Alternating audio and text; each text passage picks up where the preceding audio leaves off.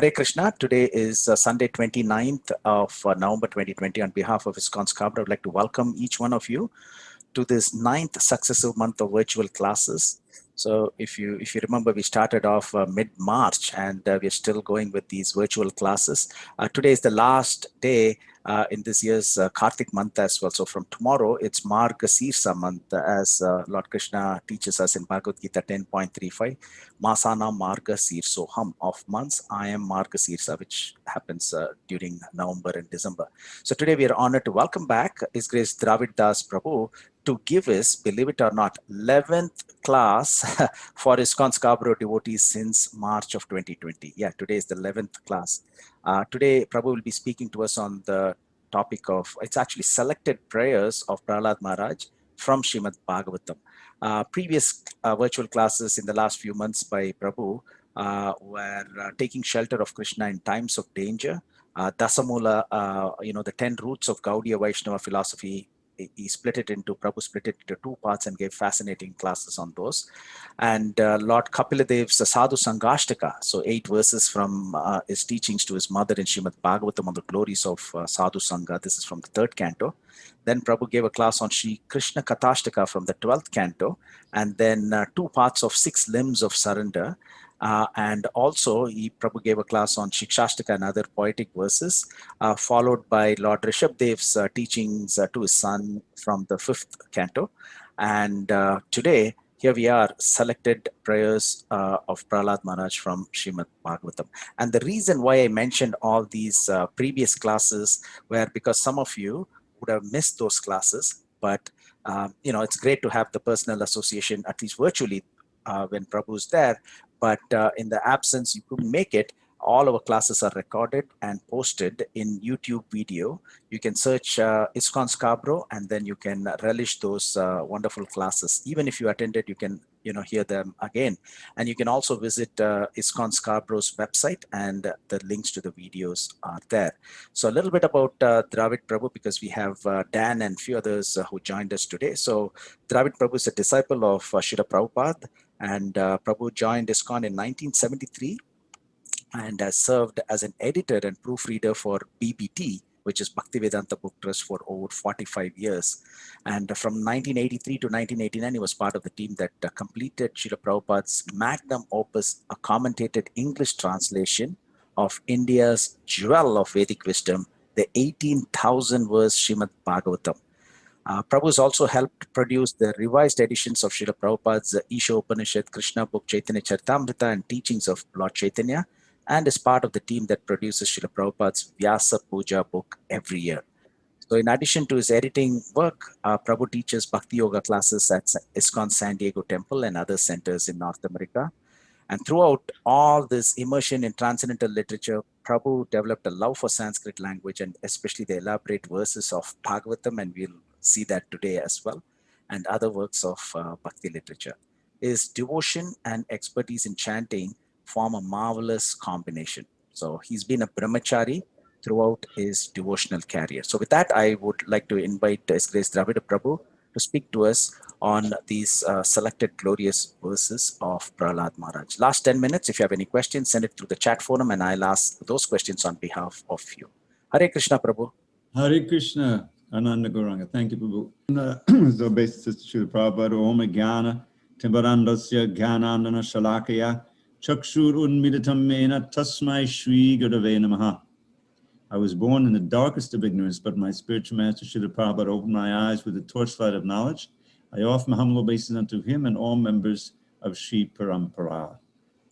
So just by way of little introduction, Prahlad's prayers and the whole pastime of Prahlad's teachings to his friends and his being saved from his father Hiranyakashipu by Lord Nrsingadev, his appearance, this appears in the 7th canto of Srimad Bhagavatam. And this was one of the favorite subjects for Lord Chaitanya to hear, I understand. And this Srila Prabhupada often quoted from these prayers, and especially near the end of our presentation, there's 2 prayers that really encompass and perfectly express the mood of Srila Prabhupada and all sincere preachers in the Gaudiya Vaishnava line. So those will be important when we reach them. So I've presented here the Sanskrit, as you see, the transliteration, the translation, and then just a selection from the purport, a quote from the purport, and we'll expand a little bit, and I hope we get through. I have 7 or 8 of these. So we'll begin just like a class. Om Namo Bhagavate Vasudevaya. Om Namo Bhagavate Vasudevaya. Om Namo Bhagavate Vasudevaya.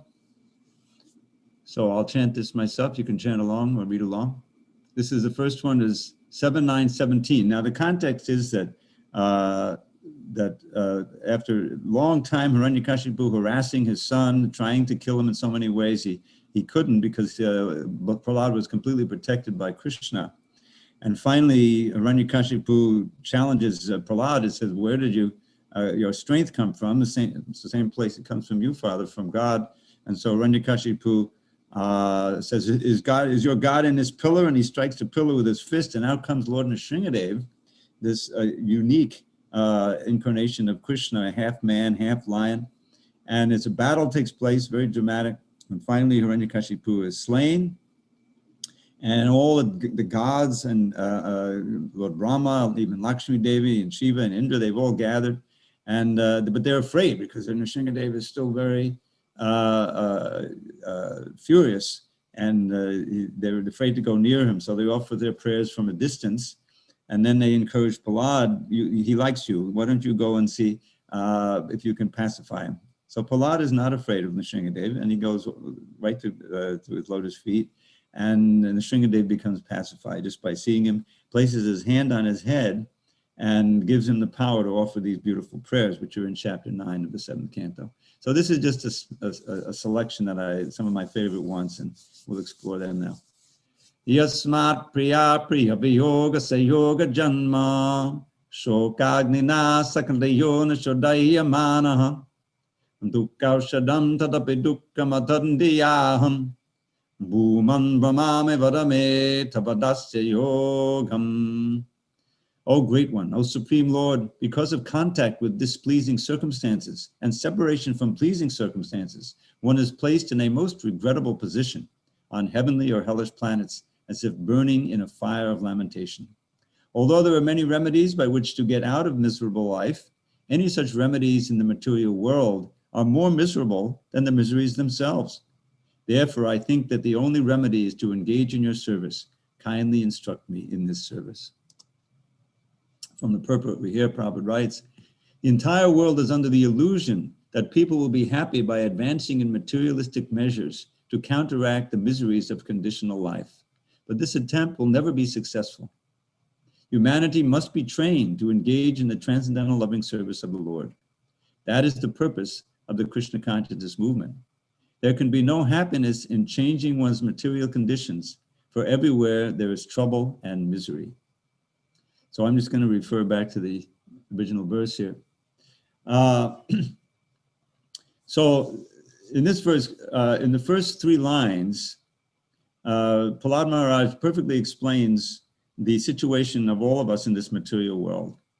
This is very brilliant and condensed statement. Priya priya viyoga sayoga janma shokagnina. So shokagnina means a fire of lamentation. And that includes also fear, meaning that part of being in the material world, even if your situation happens to be very nice now, you're afraid of what might happen in the future, because you know things that are happening elsewhere which are difficult. So you can never really be peaceful in this world, because time is always pushing us forward. So here's the essence of it. Priya, apriya, viyoga sayoga. So the things that are dear to us, with so many things, our body itself, our loved ones, our accumulated wealth, our job, our home, whatever we may have, we have a whole list. These things are viyoga, are eventually taken away from us. And the threat of their being taken away is also a kind of misery. And on the other side, the things that are apriya, which are abominable to us, which we're afraid of, which we find disgusting or whatever, sayoga, are forced upon us, such as this disease. Nobody asked for it. Now it's everybody's consciousness, and it's causing misery all over the world. So this gives birth, Janma, to what's called the Shokagnina, the fire of lamentation. And here he says that it's not just human beings, all living beings, Sakala Yonishmin, every species is burning in this fire. But human beings, because of our higher intelligence, we suffer more because the animals or the plants, Prabhupada says the trees, their conscience is so low that from moment to moment, they can't really feel anything or project what will happen next. But we can, so we're burning especially hard. So now, but in the human form, we have dukkha aushadha, means a remedy for the miseries. But those remedies often cause more miseries themselves, tadapi dukkham. Just like if you ever see the advertisements for some pharmaceuticals, now this vaccine is coming, but guaranteed there'll be, some side effects. So you may have cancer, so they'll give you chemo, but there's so many side effects, it's almost worse than the cancer itself. So throughout material life, this is our nature.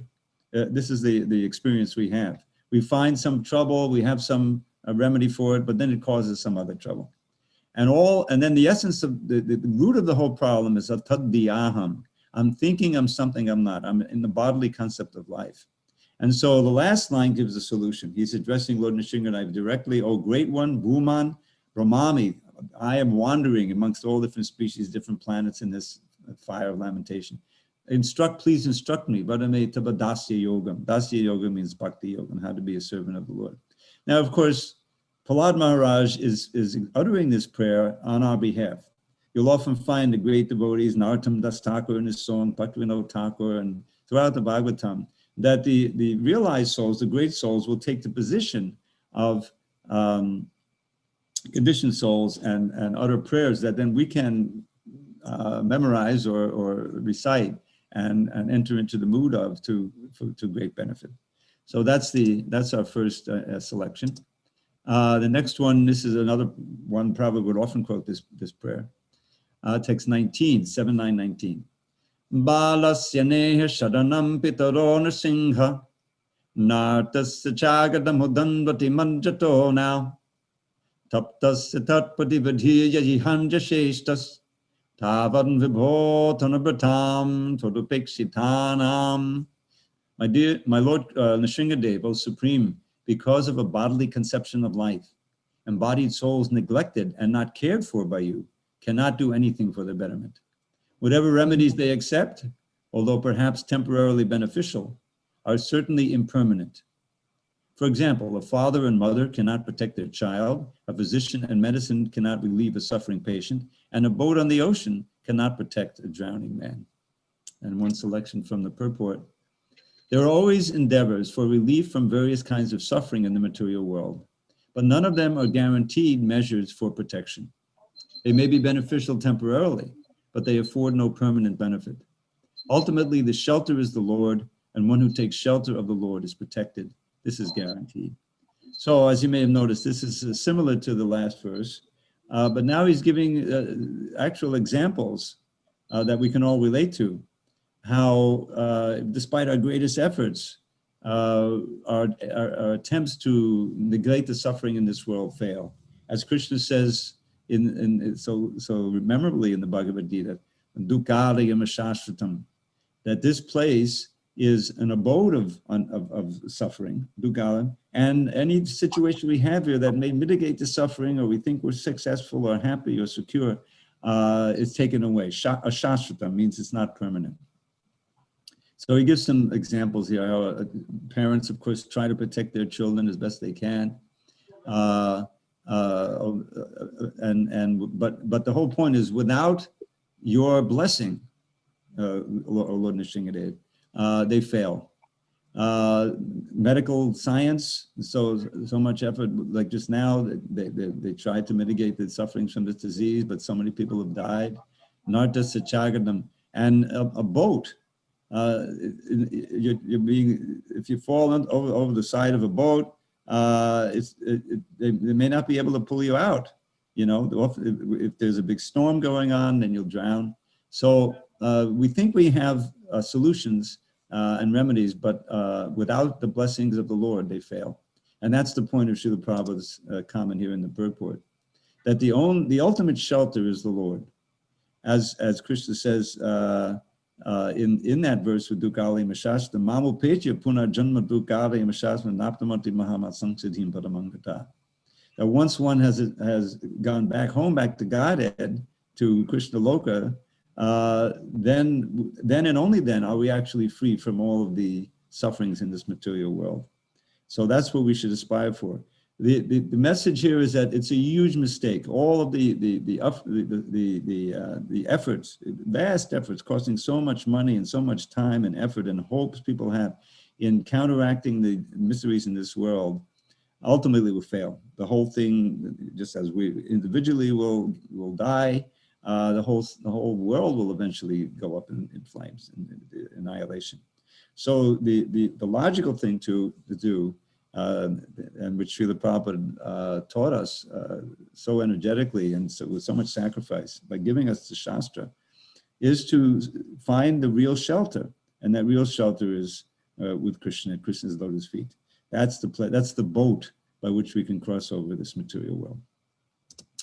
Next, now this one Prabhupada really emphasized when he pulled it out and he included it in his Markandeya Bhagavat Dharma prayer.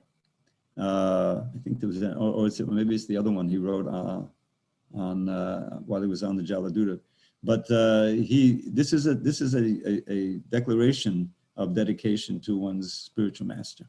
Text 28. Evam janam patitam pabhavahi kupe kamami kamamanyak papatan pasangat kritvatma satsurarshina bhagavan grihita soham kratam nu visraje tavabritya sevam. My dear Lord, O Supreme Personality of Godhead, of course he's speaking to the Shringadev, because of my association with material desires one after another, I was gradually falling into a blind well full of snakes, following the general populace. But your servant Narada Muni kindly accepted me as his disciple and instructed me how to achieve this transcendental position. Therefore, my first duty is to serve him. How could I leave his service? From the purport, Prabhupada writes, the first service should be rendered to the spiritual master so that by his mercy, one can approach the Supreme Personality of Godhead to render service. While teaching Rupa Goswami, Sri Chaitanya Mahaprabhu said, Guru Krishna Vasare Pai Bhakti Lata Bij. One can achieve the seed of devotional service by the mercy of the Guru, the spiritual master, and then by the mercy of Krishna. This is the secret of success. First, one should try to please the spiritual master, and then one should attempt to please the Supreme Personality of Godhead. Vishwanath Chakravarti Thakur also says, Yasya Prasadat Bhagavat Prasada. So those of you who familiar with Mangalartik, this is the song we sing, the Guru Vashtaka song, or Guru Vashtaka. And this means by the mercy of the spiritual master, one gets the grace or the mercy of Bhagavan, the Supreme Personality of Godhead. And the next line says, without the mercy of the Guru, there's no means of advancement. So this is a very important prayer. And again, Prahlad is identifying himself with the conditioned souls and painting a picture which is really universal, that without the contact of Krishna directly or more likely through his representative, the spiritual master, we're helpless here. We're in the net of illusion, and all of our calculations of who we are, first of all, identifying with this gross and subtle body, where everything came from, and where God, is there a God, and this material energy, all of these things, which is called Sambandha Gyan, we're ignorant of. And so we're blind, just like Prahlad says in his instructions to his father earlier. It's Andaya Tandaya Rupaniyamana, it's the blind leading the blind, and everyone's falling into a ditch. So, So Prahlad, so what's the solution? The solution is finding that manifestation, the Guru, the genuine Shastra in this world, or having it given to us, and taking that knowledge and serving the spiritual master so that we can become enlightened and know what's best for ourselves and our actual goal in life and strive for it. So here he paints a picture again. Even napatitam, falling into this well of snakes. Ahi is a snake. Prabhavahi kupe. So kama abhikanam, following by association, getting into the modes of nature and being desirous of sense gratification and satisfying lust, following the mass of people. Papatan pasangat, I've fallen by association, pasangat. So that was my situation. Then he says, Krit Vatma Sad. Now this Prabhupada didn't put in the translation, but in the word by words, that Sura Rishi. Now the Sura Rishi, that's the sage of the demigods, Narada Muni. He imparted to me his own qualities. Kritva Atma Sat, O Lord, and Grihita, and I took those seriously. And so hum katam nu visvajay. How could I ever visvajay, give up a britya sevam, the service of your servant? Tava britya means your servant. So this is our situation that Prabhupada emphasizes in this purport. I took this little selection out. When we realize it, and it's explained, it's worthwhile if you have a chance to read the first chapter of the Adi Lila. It's all about the gurus. It's not just one guru.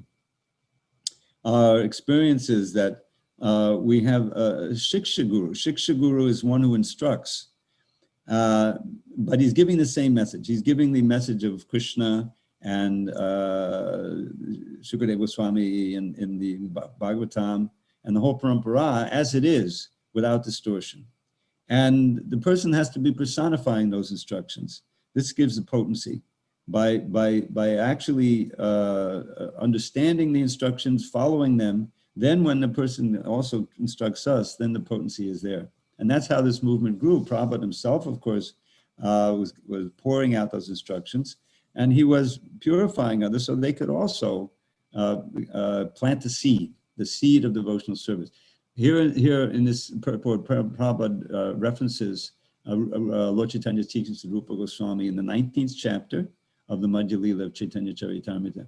Now the first line of this verse is Brahmande Brahmate Kon Bhagyavan Jeev, means Brahmanda are in the universe. Brahmanda Brahmite. They're all living anywhere, wandering throughout the universe, different planets, different species. You see, but we're tightly bound within the boundaries of the material universe. But this fortunate soul, Bhagyavan Jeev, Guru Krishna Prasade by the mercy of the Guru, and Prabhupada makes it clear here, and then followed by the mercy of Krishna. Prasade Pai, getting that mercy, Bhakti Lata Bija, the seed of the creeper of Bhakti. This is a very important concept, wonderful analogy, extended analogy that Lord Chaitanya gives in his teachings, 19th chapter, Madhya Lila. So that seed, what is that seed? So it's very nice in the Prabhupada Lilamrita. Originally there were 6 volumes. I think they've made it 2 volumes now. But the first volume that was printed was actually the second of the 6. And this was called Planting the Seed. Planting the Seed. And the reason why it came out first is because Satsvarupa Maharaj, the author, he was personally present for most of what happened there. And that was Prabhupada actually in New York City and then in 26 Second Avenue and planting those seeds in those first devotees. The fertile heart, meaning the receptive soul, receptive heart. He could plant the seed. And what does that seed consist of?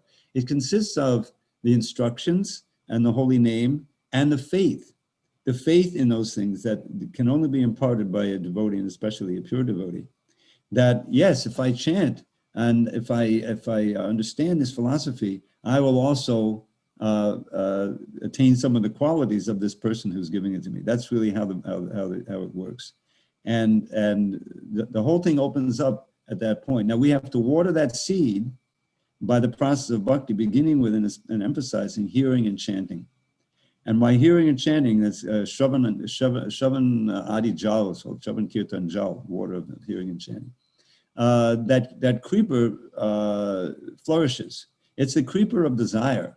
It's the creeper of your gradual giving up, the creeper of bhakti, which is characterized by becoming detached from material illusions and attractions, and more attached to Krishna and serving Krishna, Krishna devotees, everything having to do with bhakti. And that's our natural state. That's very important to understand. That's part of the knowledge that's given, is that that's who we really are. Our real nature is spiritual. We're pure spirit. And we belong back home, back to God in the spiritual world, in our original body, original form, serving Krishna eternally in bliss and knowledge. So all of that is unknown to us until the seed is planted. And so that's why Prahlad is honoring Narada Muni here, because he instructed him in the womb, while he was still in the womb of his mother.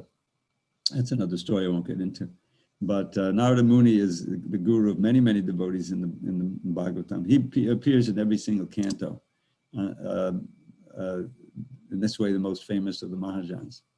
So this verse is really worth looking at and reading and studying, because it helps us to appreciate the significance of the spiritual master and how we should take shelter. Now, it may be the spiritual master of everyone in the ISKCON movement, or following the ISKCON movement, is Srila Prabhupada. He's the eternal Shiksha guru for the whole movement, down to the generations.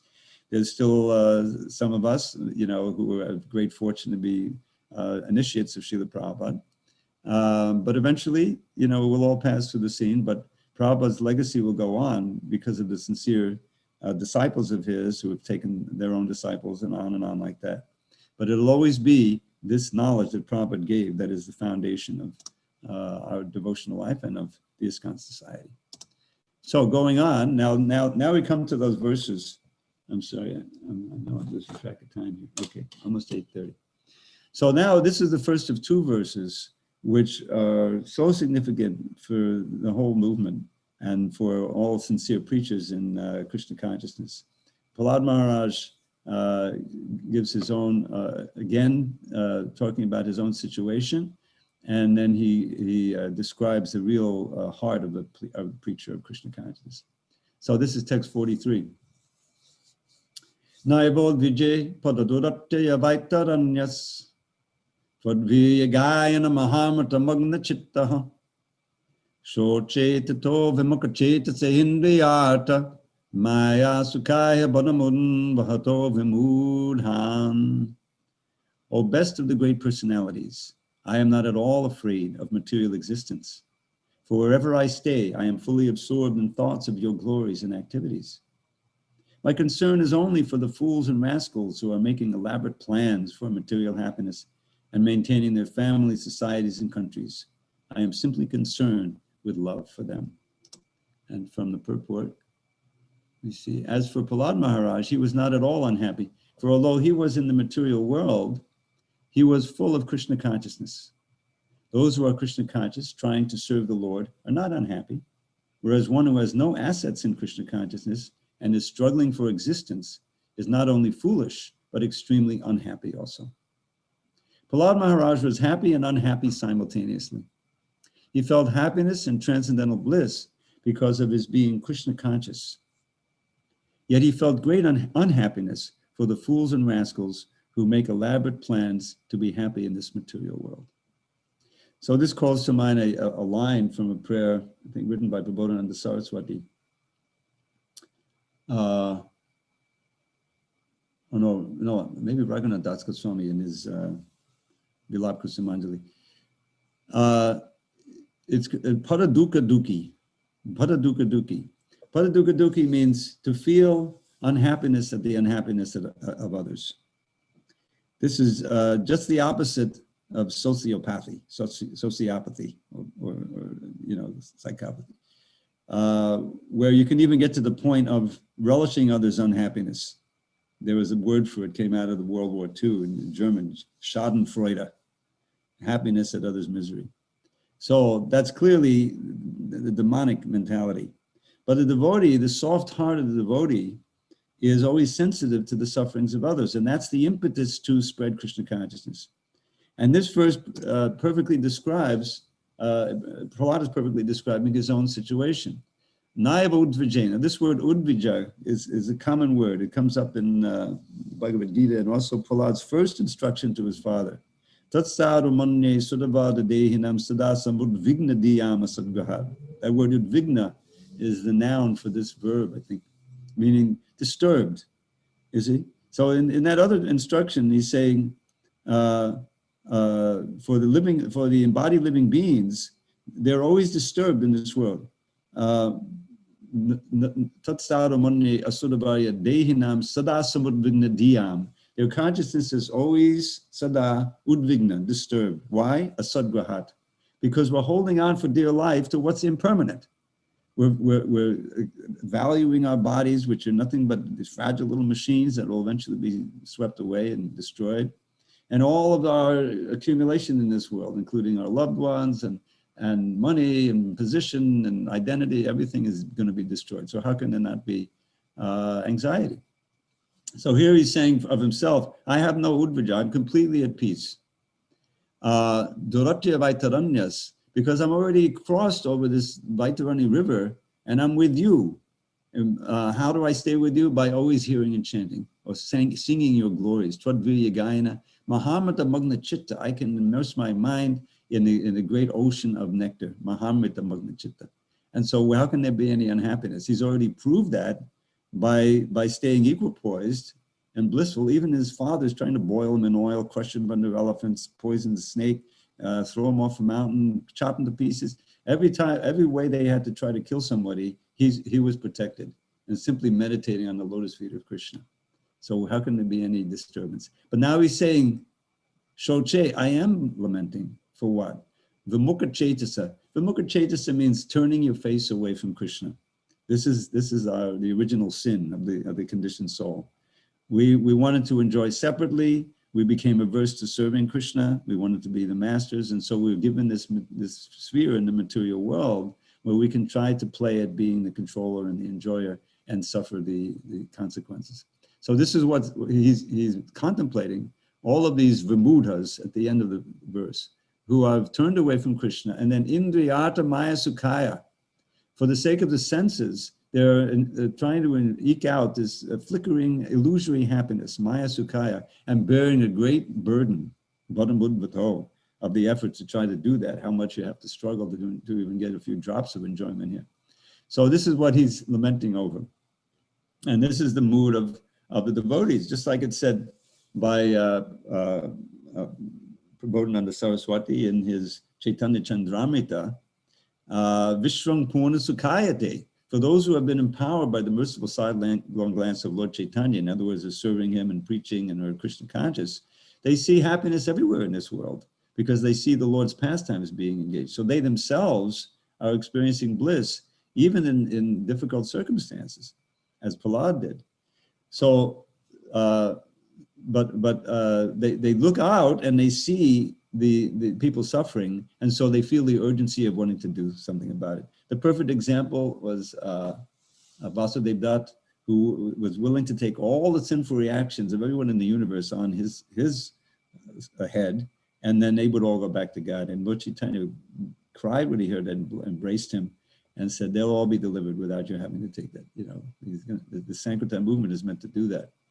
So this is the mood of a preacher, is that it is said, of course, there's two categories, the Bhajananandi and the Goshtyanandi. The Goshtyanandi is the preaching devotee, and the Bhajananandi is one who, you know, stays in Vrindavan and chants, you know. They're both great devotees, they're both Anandis. But really, the Goshtyanandi is the Bhajananandi who preaches. It's not the Goshtyanandi who doesn't do any bhajan. You know, Prabhupada is so much bhajan.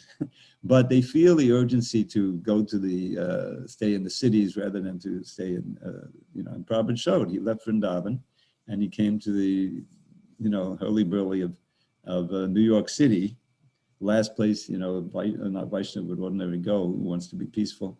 And he was in bliss, fulfilling the order of a spiritual master and the prediction of Lord Chaitanya, and he was successful. Krishna gave him so much success. So then the next verse goes with this verse.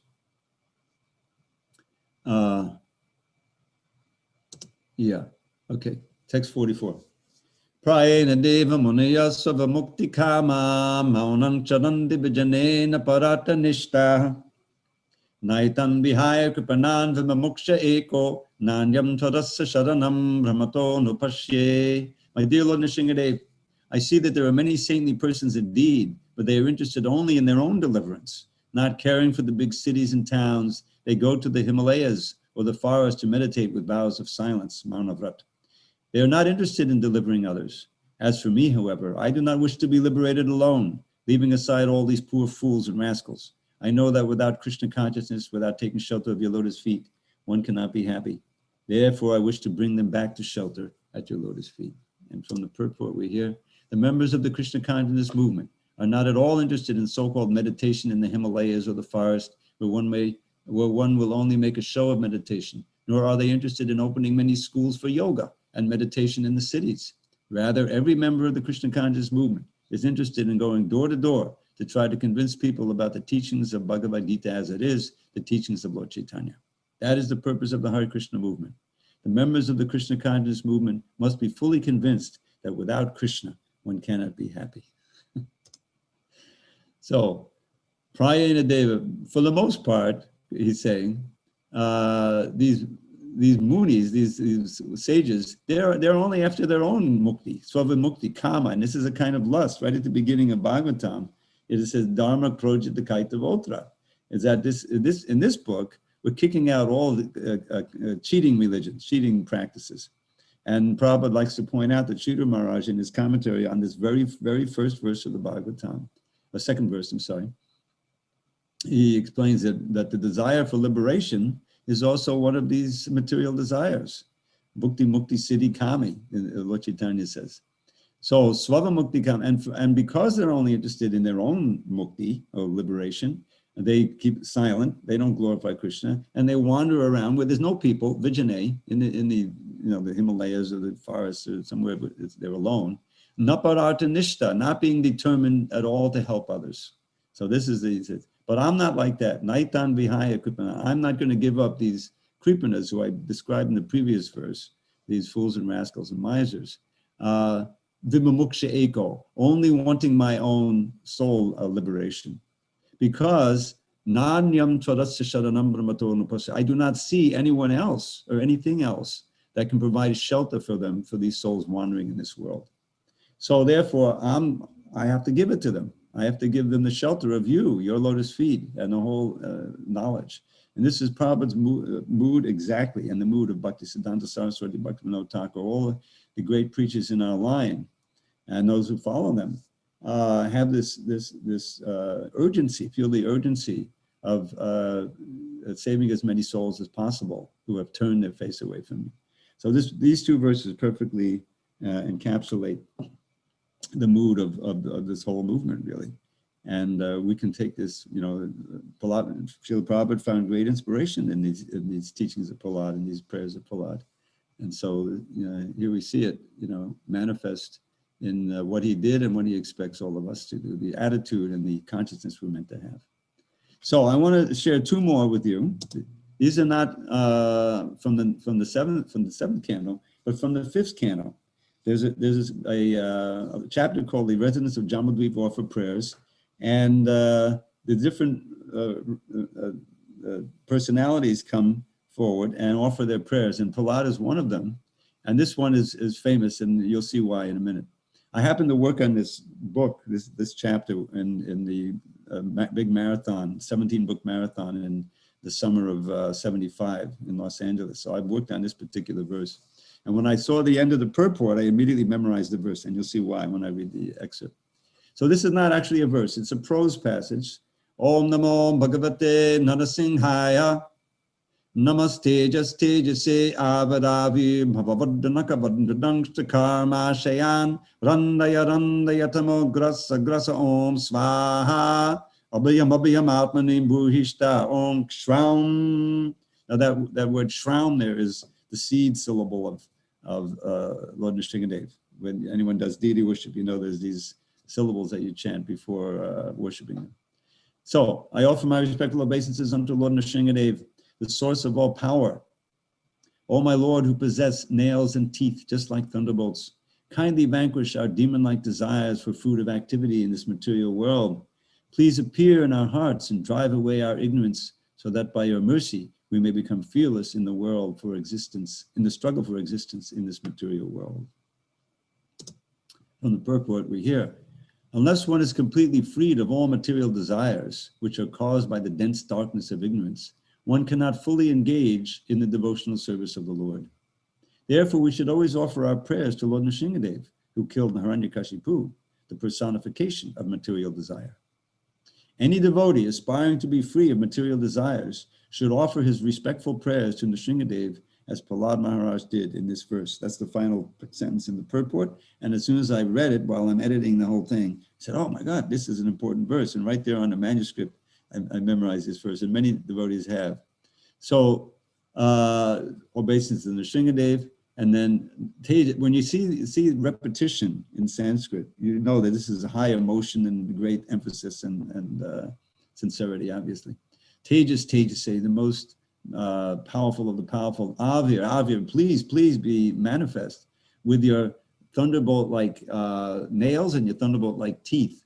Rip apart all my karmasha and my aspirations for fruit of activity and fruit of desires. Randaya tamo. Randaya. I think eliminate these. With your vajranak, tear them apart. And then tamo grasa, dissipate the darkness in my heart. Please dissipate it. Om swaha, or for my oblations. And abhayam atmani bhuyishta om sham. Be manifest in my heart, bhuyish in my atmani, and give me fearlessness in this world. So this is a beautiful prayer, and Prabhupada explains here, Lord Chaitanya's whole movement is based on Vairagya Vidya Nigya Bhakti Yoga. Detachment and knowledge, they go together. By becoming, understanding the nature of this material world, we should want to become detached from it.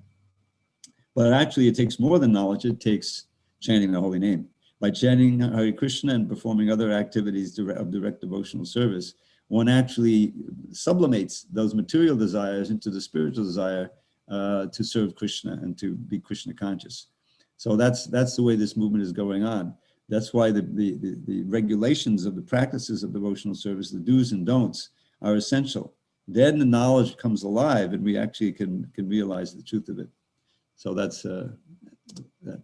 And then there's one more. This is a very popular prayer. This, I remember when 9/11 happened, we had many people were disturbed. How could Krishna let this happen? And so we gave some special classes and we would often focus on this verse. Okay, this is the following verse in Prahlad offers in Jambudvip to Lord Nrsingadev.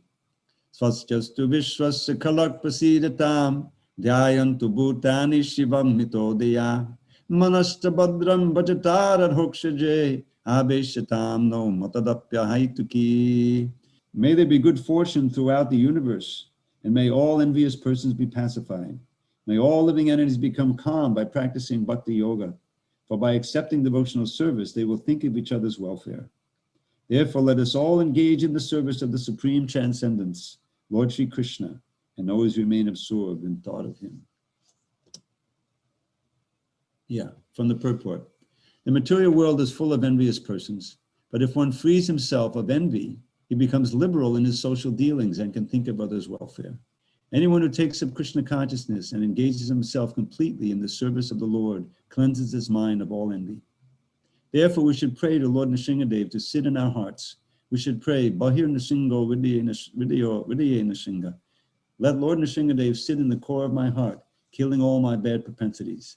Let my mind become clean, so that I may peacefully worship the Lord and bring peace to the entire world. So this is a wonderful prayer, and it again encapsulates this mood of desiring to be situated in devotional service, but at the same time wanting that for everyone else, and seeing that that's an urgent aspect of devotional service. Pada dukkha dukhi, to really be sensitive to the troubles in the world, and knowing absolutely that the only solution is Krishna consciousness. No material solution can help the material problem. The only solution is a spiritual solution. And so this is the prayer, Swastasta Vishwas Kalak Prasida, and may all the envious demons become satisfied and happy and reformed by practicing Krishna consciousness. So I've gone a couple of minutes over time. Do we have any questions, Ananda?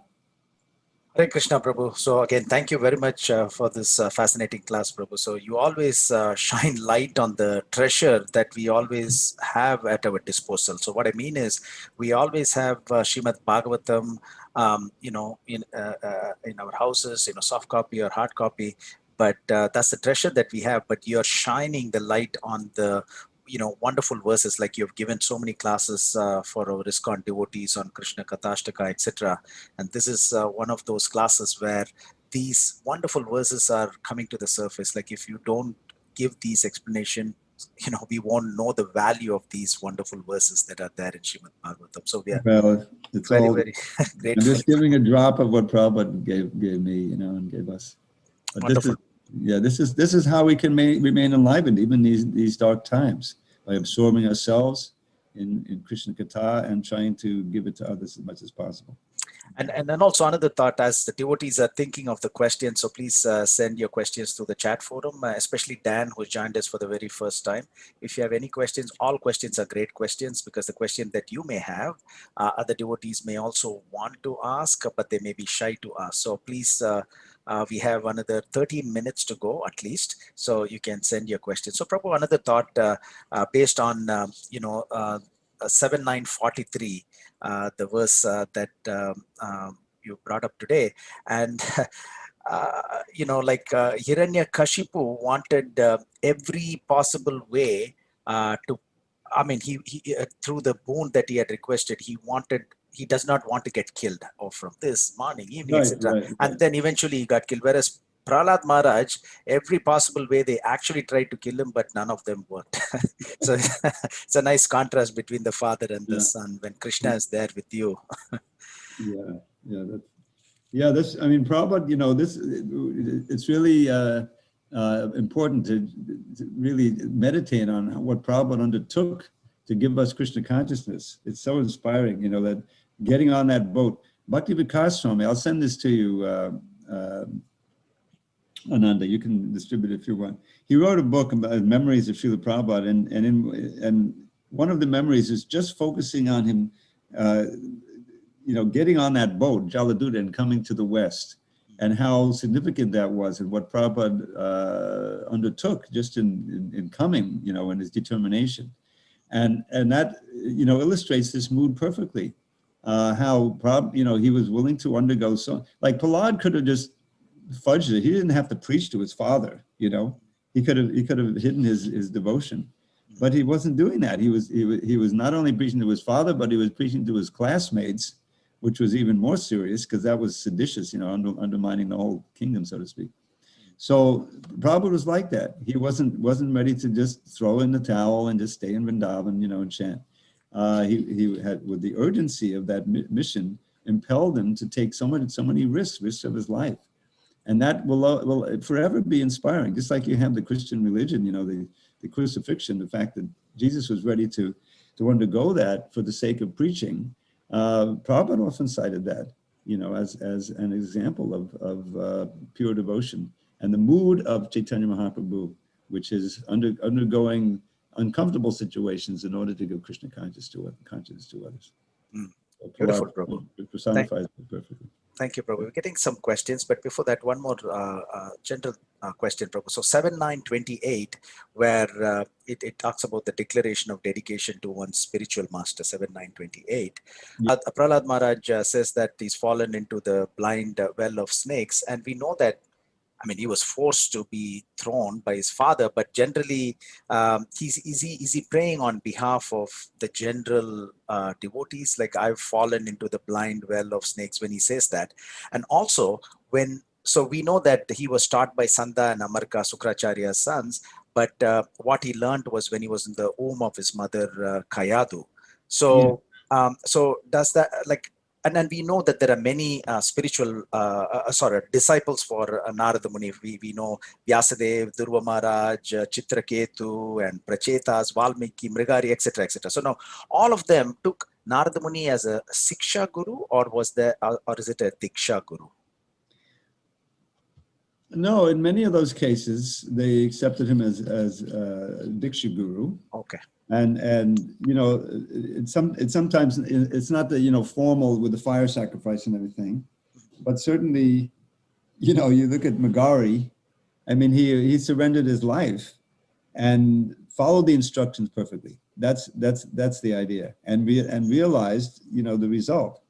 The essence of initiation is this impartation of transcendental knowledge, but the added element, you know, of taking vows and changing your name, all of that is important, and the witnessing before the devotees and the deities and the fire and the spiritual master, all of these help us to confirm our determination to follow the path. But the essential element is that there's knowledge being transmitted. There's a verse like that.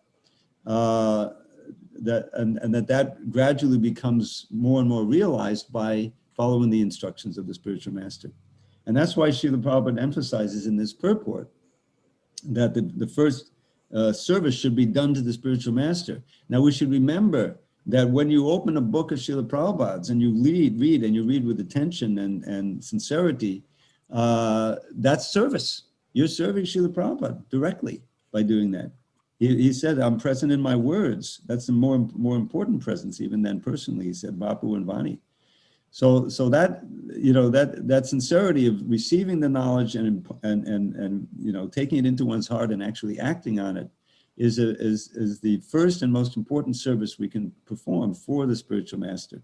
Now that's there for the Shiksha Guru, certainly, but it's also there for a Diksha Guru, you know. So it's, you know, you don't have the formal thing that we have. You know, did Dhruva Maharaj change his name? I don't know. I don't think so.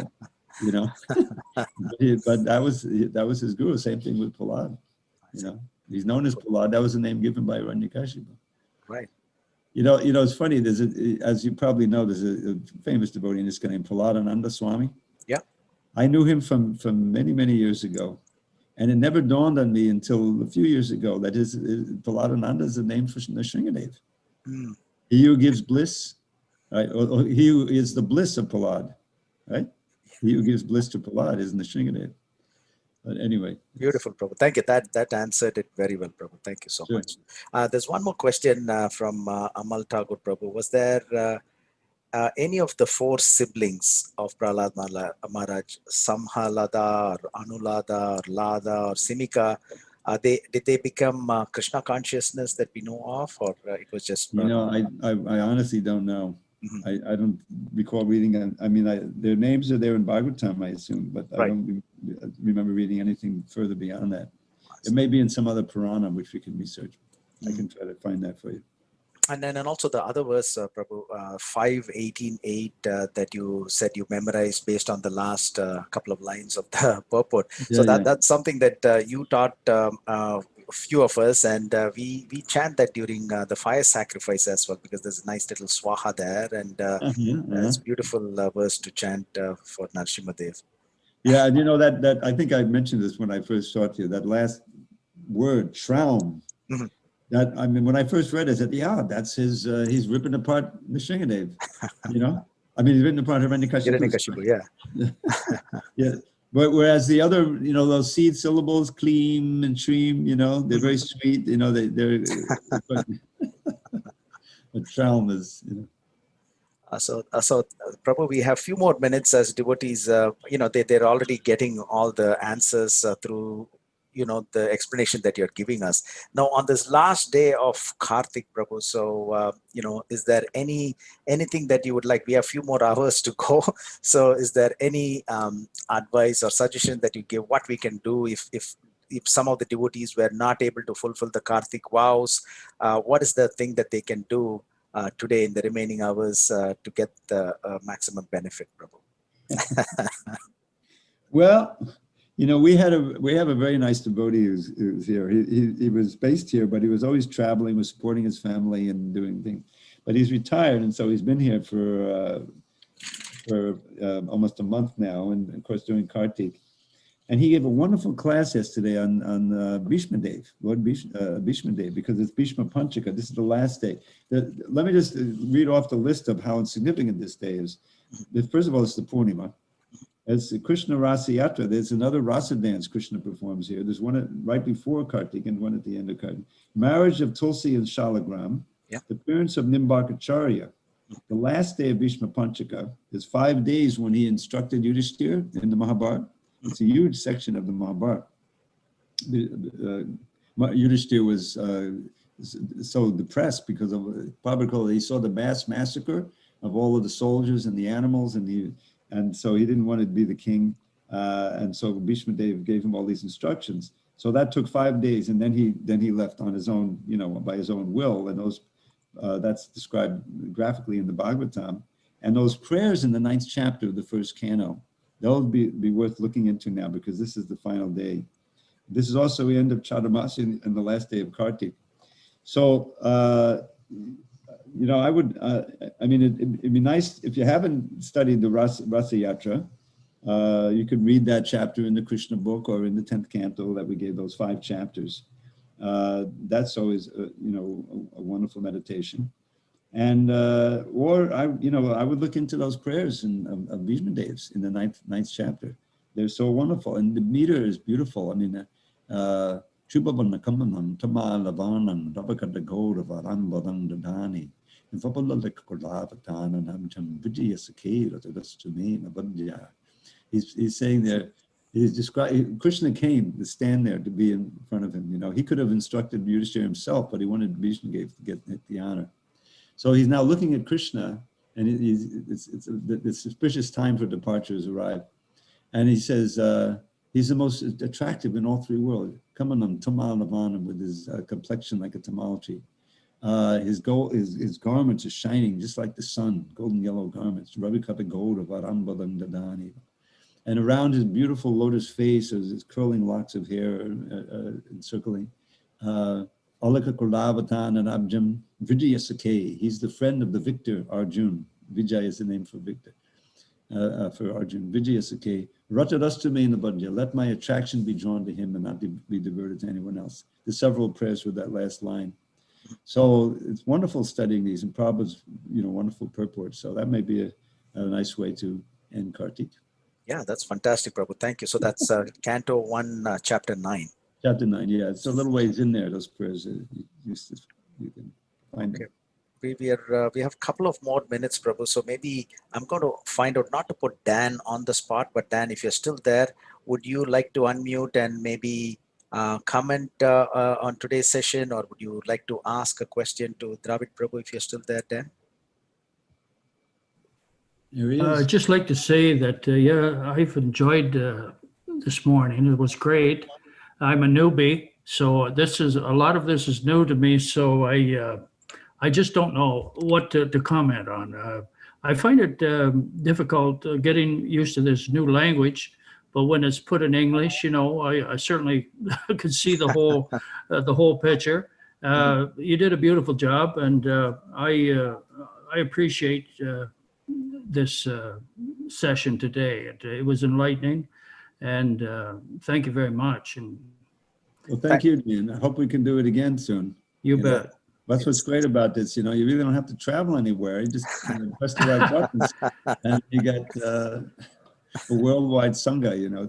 This is what I like to call the silver lining on this COVID-19 cloud, is that devotees are going all over the world by the Zoom and doing a lot of classes.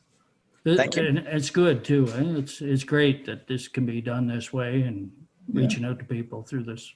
So thank you, Dan, and hope you can join us every week through the same Zoom link that we have sent. So thank you, Dan. And thank you. Dravid Prabhu, is it possible? Hare Krishna Anand. Hare Krishna Prabhu. I have a question. Yes, sure. Go ahead. Yes. Prabhu, Dravid Prabhu, Hare Krishna, my humble obeisances to you. Prabhu, you said that we had to give up all these material attachments and all this. Yes, that is the instruction from the Prahlad Maharaj.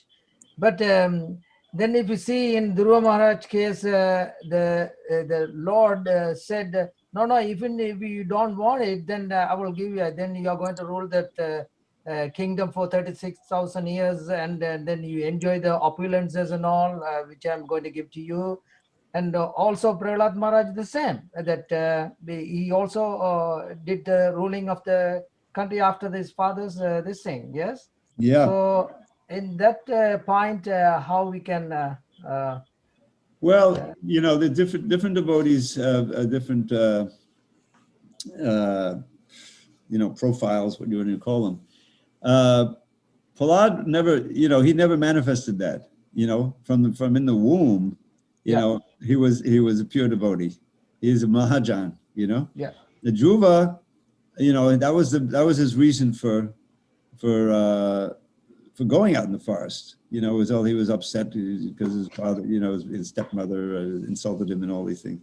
So Narada Muni, being the, you know, the perfect preacher that he was, he gave him a process that, you know, he promised him, you fulfill your desires, but it was saturated with bhakti. He was chanting the name, Om Namo Bhagavate Vasudevaya. He was meditating on the form and the heart of the super soul. And he was performing rudimentary deity worship, you know, right there in Mahavan. And so by the time he finished his sadhana and he got the darshan of Vishnu, he didn't want anything else, you know. But Krishna had his own plans, you know. I mean, his father had you know, been devastated by the whole experience, so he took up the kingdom. And still, we saw Dhruva, you know, he still had some tinges of material desire there. He got so angry when his brother was killed and he was killing all the yakshas. Yeah. So he was in a different position. Prahlad never had a tinge of material desire. From within the womb, he's already a pure devotee. Yeah. So each devotee has his own profile, and Krishna is sometimes putting them in different situations. So that they can, you know, fulfill any latent, you know, vestigial material desires, but at the same time stay in service and become completely purified, hopefully in one life. So that means if the people those who have the opulences and all serve the Lord, and they can enjoy the opulences.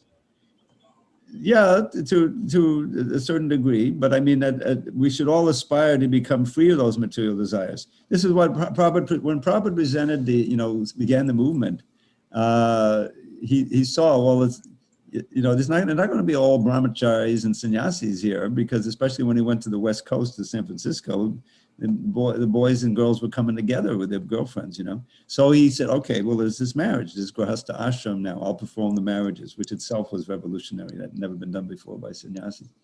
And you know, I mean, the marriages were, the ideal was that it would be centered on Krishna. The children would be raised in Krishna. The Gurukul was there, you know. It was hard to, in many cases, to fulfill the ideal. But that's, you know, Bhaktivinoda Thakur, you know, was a great grahastha, and Lord Chaitanya's Sangha, you know, in Navadvip, there was many, many wonderful devotees. So the idea is that, yes, there'll be a period when some of those desires will be under control, and Krishna will be in the center, and ultimately, you know, the man will take sannyas, and the woman will be taken care of by the elder sons, whatever. So that's the program. It's not like Prabhupada would often call to mind the contrast. The Mayavadis, you know, Shankara said, first thing you do is take sannyas. You know, that's what he said. It's much more severe, you know. Yeah. But he says the Krishna consciousness is so powerful that even in household life, if you do it correctly or surrendered, you can. It can be a fortress where you're protected. And you can both be devotees, and we've had wonderful household couples both doing tremendous service. Prabhupada was so proud of his 3 household couples that went to England and did what his godbrother couldn't do, and that was actually establish Krishna consciousness in London, in England. He went there and danced in the Rath Yatra so wonderfully in 71, I forget what it was. And so that's the nature of Lord Chaitanya's movement, and the bhakti process as he gave is so strong that even though one may maintain material desires, you keep them under control, and gradually they dissipate, and you know, you can still advance tremendously and go back to Godhead if you do it right. But certainly make great progress. Thank you. So yeah, but yes, Prabhu, but this is for the I'm going to close it. Yes, this is for the neophyte devotees. It's a little bit difficult to gulp it. Yes. It's the thing is, you have to take it one step at a time. You know, we read about these incredible devotees in the Bhagavatam and the CC, and other books, and we can't think that we can rise to that level right away. We're so conditioned, and but we can, at our own level, take at our own pace. If we come under the instruction of a sincere devotee who can act as a Shiksha Guru, and we can find a Diksha Guru, then we can be confident of making good progress in this lifetime. And if we're really serious, we can go back to Godhead. This was Prabhupada's promise. This is the power of Lord Chaitanya's movement and the holy name. Sankirtan, the congregational chanting, is so powerful that it can purify anyone if they take it sincerely and do it correctly. And if we get a chance to get an association like you, great Vaishnavas, Well, that's what Zoom is for. That's what the computer is for. That's true. So thank you so much. Good question, Dirnitai Prabhu, but you have exhausted all your questions for the next 2 months. Okay, no more asking questions. So Dravid Prabhu, so before we let you go, is it possible to give us one of your poems with a translation? Because anyone that comes to your mind. I thought you would ask like that. How can we not ask that, Prabhu, on the last day of the month of Kartik? Yeah. So let's see. Well, this is one of my first. I'm just going to do the poem to Prabhupada that I wrote several years ago for his appearance day, but I kind of tweaked it a little bit so it's good for any day. O Prabhupada, we hail the day when you appear just like a ray of Krishna's vast effulgence bright to give this blind world back its sight. We thank you from the bottom of our heart and pray with deepest love that we may serve your lotus feet in every circumstance we meet. As years go by and books go out, we see what life is all about, to serve your mission and our Lord's by spreading wide your sacred words. As well, you want us all to strive to let those words direct our lives. This safest path will lead us home, no more in Maya's realm to roam. Oh, beautiful. So that I want to do one more though. This is please, yeah. So this is a meditation. Is taken from the beginning of chapter 21 of the 10th canon, which is the Venu Gita. And if you know the Bhagavatam, the context, it's the autumn season has begun after the rainy season, and so everything is very pristine and clear. So the first verse is about that. There's 2 verses and then a benediction Prabhupada gives actually from based on his Krishna book. So the first verse is like this: Kusamata vanadad shishmi bringa vijugulagushta saraksarin mahidram. Modapada Vagaya Charihanga Sahapasupada Badastuku Javenu. Barhapidam Natabadavapuka Nayoka Nikaram. Dibran Vasa Kanaka Kapisham by Jayanting Chamalam. Randran Veno Hadadasudaya Puriyan Gopa Vrindaya. Vrindaranyam Sapatatamanam Pravishad Gita Kirti. So Krishna is just walking into the forest. Vrindavan's rivers, lakes, and hills ring out with charming hums and trills as flocks of birds and maddened bees rejoice among the flowering trees. To those idyllic woods and glens repairs Govinda with his friends Sri Rama and the cowherd boys to taste the most exquisite joys. And as they walk along the way, absorbed in herding and in play, Sri Krishna, beauty absolute, begins to blow his mystic flute. With peacock plume upon his head and fragrant flower on each ear, he enters Braj's woods with tread sublime, a dancer without peer. His golden yellow raiment glows, his garland reaches to his knees, and from his lips the nectar flows and fills his flute with melodies. As Krishna thus begins his day with friends who sing his glories sweet, he beautifies the forest way with fine impressions of his feet. Samadhi culminates in this, to always see this scene of bliss within oneself and outside too. May Krishna give this boon to you. What a way to end, Prabhu. Beautiful meditative verse from Srimad Bhagavatam. And we thank you sincerely for your continued efforts in giving wonderful classes to the ISKCON Scarborough devotees. And I would like to ask the ISKCON Scarborough devotees, I know most of you are muted. Can you unmute yourself? And we are saying, we would like to have Prabhu at least twice a month to give a class for us. So can we hear Hare Krishna if that is what you want? Hare Krishna, Hare Bol, Hare Bol, Hare Krishna. Hare Bol. So Thank Prabhu, you I very know. much, Prabhu. Always looking forward to hear your classes. All right, I'm gonna provide some more recordings I made I think I did some of you may have downloaded them before, but there's a few that I want you to have. So I'll send those up, and Ananda will let you know how to get them. I love Thank- those poems, Prabhu. Beautiful. Okay, Prabhu, thank you so much on behalf of all the devotees. We'll see you soon, Prabhu. Hare Krishna, Srila Jai Prabhupada. Guru Srila Prabhupada ki Jai. jai. Ki jai.